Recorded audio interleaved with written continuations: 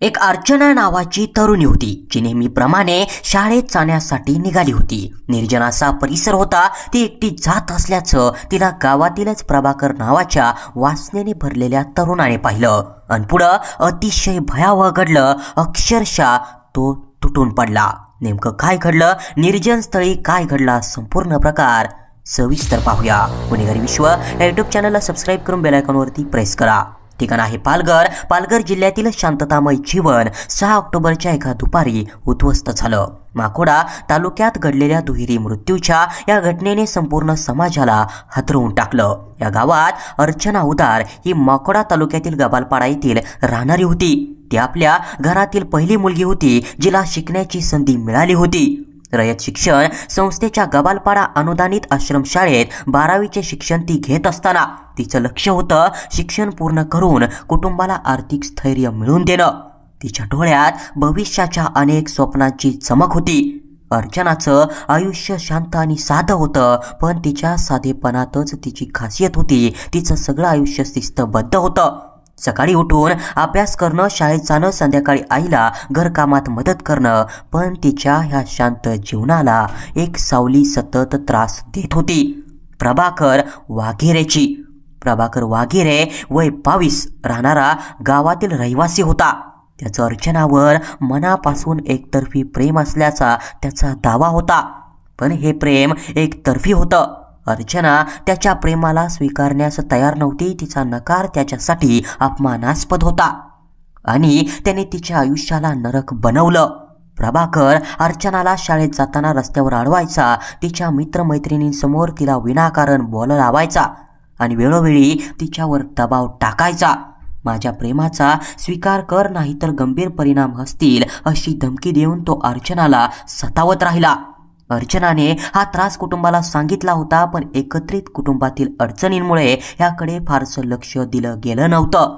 मात्र प्रभाकरच्या एकतर्फी प्रेमामुळे तिच्या आयुष्याचं ओझं वाढत होतं आणि 6 ऑक्टोबरचा हा दिवस तिच्यासाठी मृत्यू दिन ठरला। त्या दुपारी 12:30 वाजता अर्चना नेहमीप्रमाणे शाळेत जाण्यासाठी घराबाहेर पडली होती। तिच्या चेहऱ्यावर शाळेतील दिवसाबद्दलचं समाधान दिसत होतं, पण त्या क्षणीच तिच्या आयुष्याचं अखेरचं प्रकरण लिहिलं जात होतं। प्रभाकरने तिचा रस्ता अडवला आणि पुन्हा तिच्याकडे प्रेमाचा स्वीकार करण्याची मागणी केली। तिने पुन्हा एकदा त्याला स्पष्ट नकार दिला। माझ्या आयुष्याला तू कोण आहेस अडथळा आणणारा, असा सवाल तिने केल्यावर प्रभाकर संतापाच्या भरात कोयता घेऊन तिच्यावर अक्षरशः तुटून पडला। तो इतका रागावला होता की त्याने विचार न करता अर्चनाच्या मानेवर वार केले। तिचे रक्त रस्त्यावर सांडत असताना ती जमिनीवर कोसळली। आसपासच्या लोकांनी तीव्र भयाने किंचाळत ही घटना पाहिली, पण त्यांच्याकडे काहीच करायचं धाडस नव्हतं।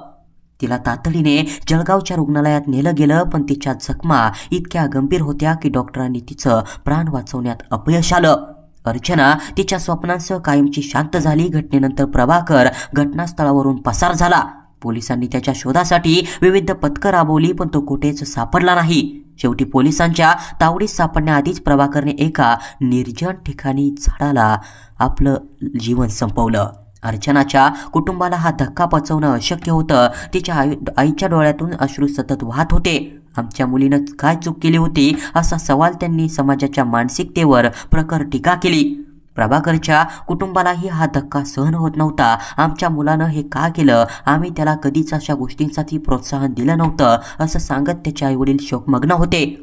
ही घटना समाजासाठी मोठा धडा आहे। एकतर्फी प्रेमात बळी जाणाऱ्या मुलींच्या सुरक्षिततेचा प्रश्न उपस्थित करते।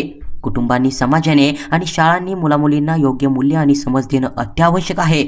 अर्चना आणि प्रभाकरच्या ह्या दुर्दैवी कहाणीने 2 आयुष्य संपवली नाही, तर 2 कुटुंब उद्ध्वस्त केली। तिची करुण खाक आणि त्याचा खोटा अहंकार ह्यामध्ये होरपळणाऱ्या समाजाने ह्यापासून शिकणं गरजेचं आहे। पालघरमधील ही घटना अजूनही लोकांच्या स्मरणात आहे। त्या रस्त्यावरून जाताना लोक आजही घडलेल्या घटनेबद्दल चर्चा करतात। अर्चनाच्या बलिदानाची कहाणी आणि प्रभाकरच्या आंधळ्या मोहाच्या परिणामी घडलेलं नाट्य अजूनही अनेक प्रश्न निर्माण करतं।